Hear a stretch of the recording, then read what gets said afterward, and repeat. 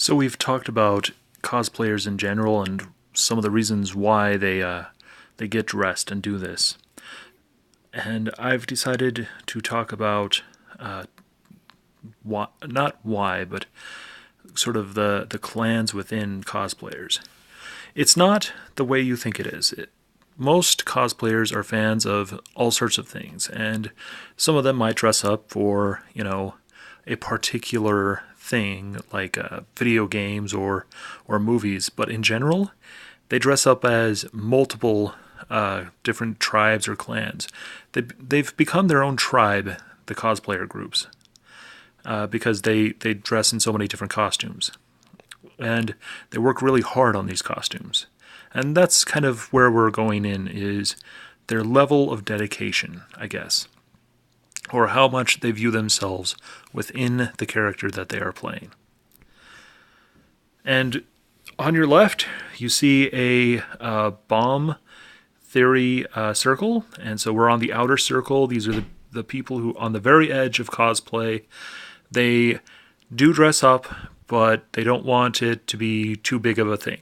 And they kind of wear a t-shirt as a symbol of belonging. And this is sort of the same level as most of the people who volunteer. They're not dressed up too much, but they've got a shirt that says, okay, I belong. I have a good friend who wears a special necklace. And on this necklace is a heart piece from The Legend of Zelda.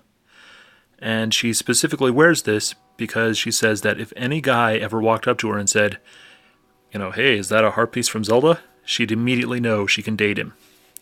So it is sort of a shibboleth. If you recognize this shirt, you're part of my group and I can talk to you. And it doesn't take too much work to get this small symbol. It can be a necklace, it can be, a little wrist thing, it can be, a t-shirt. But it shows what it is, and it can be very subtle so that, people outside don't understand it and won't judge them about it. And that's a really cool thing. And that's the way they are willing to go into it as much. They know that they love this subject, but they're not really ready to show it off too much. Then we have a small costume, and this is actually a friend of mine. My fondest memory of him is we were at Emerald City Comic Con, and we unknowingly looked at cosplayers for 2 hours. And he was the guy who said, we're never going to find a sexy Betamax. And by coincidence, we turned around and there she was. But here he is donning a small costume. He wore, this quick little hoodie thing and a helmet thing, or the hand thing, the blaster. And if he felt like it, he could put this all in a bag and he would be perfectly normal. He's showing you that he is into it, but not as into it as he, wants to be. He can hide it quickly. That doesn't mean he isn't totally into the subject. He has volunteered at several shows that I do, and he's a great guy. Very hard worker, very casual guy, and, good person. So there's no question about his nerdity, but he's keeping it more subtle. Not as subtle as, say, a t-shirt, but if he felt like it, he can make everything kind of hide a little. So it is a small costume. Then we have the store-bought costume, and the guy in this picture is actually the promoter for the Northwest Pinball and Arcade Show. He's the guy who gives out all the flyers to us so that we can hand them out. He's the one who arranges all of the posters, and he bought this suit specifically so that people could notice it. And he wants you to know, especially when you're at an arcade, hey, take a picture of me. Look, see Pac-Man with an arcade? You should take this picture. And so, the purpose was for him to get the picture taken to promote the show and also to promote arcade games. And that's pretty much the store-bought suit. Another guy I met would spend $200 to $300 on his suits, and everything was already arranged and set up, and he quickly put it on to show that he loved this subject. And this is sort of a way where they can say, this is a part of me, and I'm not going to hide it, especially when I'm at a convention. And so, they are more willing to show it or willing to talk about it. Some of these suits can cost a lot, but they're not willing to put in the time or have the skills to build their own. And so they kind of stay in their own clan within that area. And it's weird how they kind of clan up that way. And then we have the costumes worn at gatherings. This can take a lot of dedication. And these are handmade, usually, or store-bought, but very, very specified on store-bought. Examples I heard about was a guy who spent $1,000 on a specific suit and then built a TARDIS so that he could walk around and step out, and he would look exactly like Doctor Who, David Tennant. And he looks exactly like David Tennant, to the point that even when he met David Tennant, Mr. Tennant was actually boggled. He's like, it feels like I'm looking in a mirror. So there is a lot of dedication. What you're seeing is the 501st Stormtrooper Battalion, and they are very, very dedicated at what they do. They make very specific rules about what you wear, how you wear it, how you act. You are not allowed to see them outside of out of costume. They do not want you to see, for them to break that character. And they were at the Portland Retro Gaming Expo and at the Emerald City Comic Con. They actually had an entire kind of area just for them, for people to take pictures. And these costumes can take a lot of time. They don't always cost as much money as some of the store-bought clothes, and that's a weird thing, but it's a true thing. I've been told by the Halo people that it costs somewhere around $50-$60 to make your own Halo costume. Just some paint, grab the right materials for the helmet, and you're good. They still have way more dedication than I would have, because they say that the face plates fog up. The things that they build are bulky and difficult to maneuver in, and other parts that make it difficult to maneuver, but they want that character to be seen, and they learn how to kind of act like that character. There's a little boy who dresses as a grunt from shows, and he will do the specific walk so he looks like the grunt from Halo. And they really want you to see that kind of dedication within them.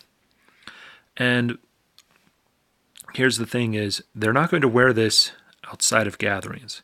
And it's interesting because I've been at small gatherings. The comic shop on a Saturday night or a Friday night might have people dressed up going to the shop. They're not there. They don't wear these clothes anywhere else, but at the shop, they kind of put on the costume so that they can hang out with their friends. And the costume becomes them as they're connecting with friends. And they kind of personify, they kind of see themselves as a part of this actual thing. And although, Darth Vader isn't real, they want you to feel that Darth Vader is real. That's a weird way of saying it, but they really try for that connection.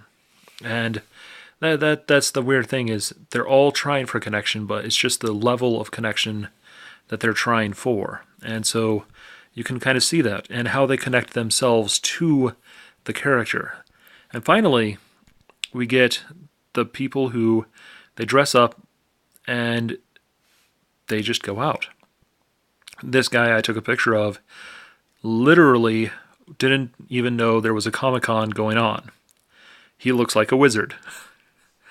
I've met plenty of people like this where they look like they should be dressed up for something, but really, no, they're just like, gonna have a nice day. Oh, this is an interesting thing. I'm gonna go in and check it out. I think he's a little dressed up, but I don't think this is for any other reason except that he's outside. And I've met people like this, and it is difficult for them because sometimes they don't know how to go to the store or how to grocery shop when they're within this character. The most interesting story I know of in this subject is I was at a Harry Potter midnight release for the last book in the Harry Potter series, and there were people dressed up, in Harry Potter clothes, but there was somebody dressed as a Slytherin, and he had white hair and walked around very sternly, and I've got to admit, I gave this Death Eater a bit of distance. And it wasn't until I described him that a friend of mine pointed out that that was actually a girl. Probably has had the operation now, but at that point it was a girl. And, or as I'm not going to say what my roommate told me, but, that this was normal clothes for this person. They wanted you to see this person in that way. They want to be, they no longer view themselves as different from the character they portray. They are that character. And as you can see, that can have problems. That can show some mental instability. But it can also mean other things. People, without thinking about it, dress in a specific way to show what they mean. I mean, you wear a business suit at a business because you think that's the clothes you have to wear.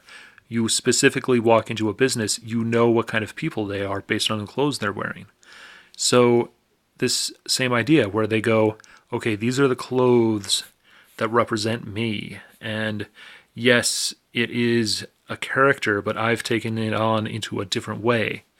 And so they have the confidence to wear it outside. I don't have any pictures for this, but that was the most fascinating thing for me at the con was after the convention had closed down for the night, people would continue wearing their clothes. And they would be on the ferry just chatting with each other. They wouldn't change. They would be in line. They would, chat with each other. They would do stuff. And they wouldn't think, oh, this is a bad thing. Or, oh, this is a horrible thing. They would just be like, no, I'm in my clothes. I'm in my element. It's okay. I've been at the convention, so I can say that as an excuse. So now I can wear these clothes that I actually really like and be in public with an excuse. And that's a fascinating thing. I mean, how many people want to wear, a nice suit and tie, but they don't know how to do that, without an excuse? Or how many people want to dress up, like it's prom, or like they just did certain things. They dress up as a way of showing that they are truly devoted to this idea. And we have that within culture.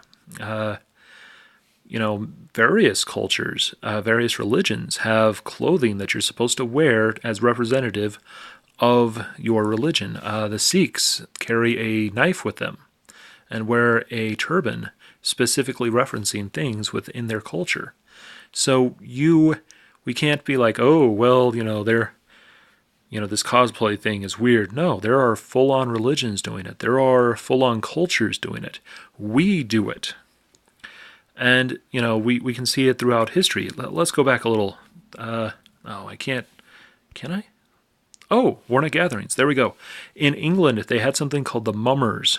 And people would dress up and make all these costumes and stuff just so that people could enjoy these costumes. And as soon as the mummers parade or mummers play was done, they put it away. And it's the same as Warnock Gatherings. And this is centuries-old tradition, and they would wear new clothing every year. And then let's go back again.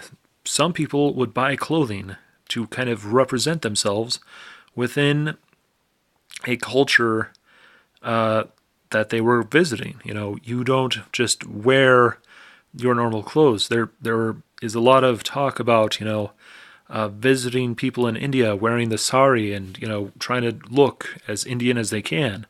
And they kind of stick out because of it. But they bought these clothes so that they could match into the culture. And, they're really trying their best to blend into the culture or to be as cultural as they can. And, some people get offended by it and others are like, oh, okay, I can sort of see what they're doing. And then, we have people wearing small costumes. In our real world, we have people who wear slightly businessy suits or, just a little hint on their ears or, a necklace that references what they are. I don't know how to say this, but I wore a trench coat because I thought I looked like a 1940s gangster. So I was like, I might as well wear a trench coat. And, I got a big fedora. And, I didn't make a big deal out of it, but yeah, that's what I thought I looked like. So I kind of evoked that image. But as soon as I was inside, I would put the hat down, I would take the coat off, and I was okay. It was a small costume to kind of reference things. And finally, I know tons of people who wear t-shirts or wear, little symbols of the things they wear. How many sports fans do you know that are walking around with somebody else's jersey? So we can see, these levels of devotion or dedication, and within that you can actually see the clans within the tribe of cosplay. And I find it fascinating that I just went backwards through the slides after going forwards, because we kind of judge people, but we don't realize that this judgment isn't a big thing. Yes, there are people who can get a little over the top on it, but that doesn't mean that everybody who does this is in fact doing a bad thing. We're going to discuss this more in the next series of videos called The Stick's the Thing. You'll understand why when we discuss it and look into it a lot deeper. But look at cosplay and, this dedication and this love for the culture that they're doing and for the characters that they're trying to portray. You can look at these three people, and they were actually just big fans of the games, and they showed their love for it.